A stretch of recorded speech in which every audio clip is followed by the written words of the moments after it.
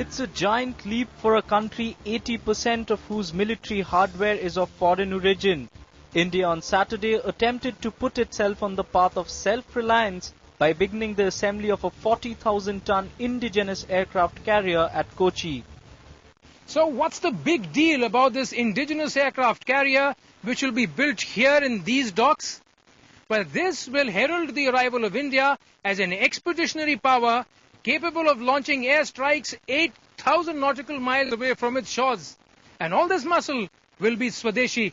Over the next 10 to 12 years, we hope to place orders for something like 60 more platforms. India's very own carrier will be a floating airstrip, 260 meters long, 60 meters wide and as high as a 14-storied building.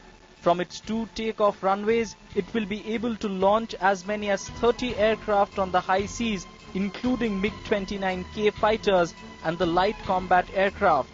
Its 4 gas turbines will produce 80 megawatts of power, enough to light up a small city. It will need a crew of 1,600 and is expected to eventually cost about $3 billion before it's handed over to the Navy in 2014.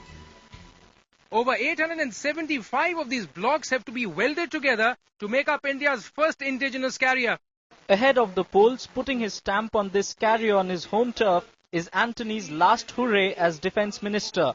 6 years down the line, India's first indigenous aircraft carrier is going to be a metaphor for national capability. It is going to be perhaps the biggest brand ambassador for the Made in India tag.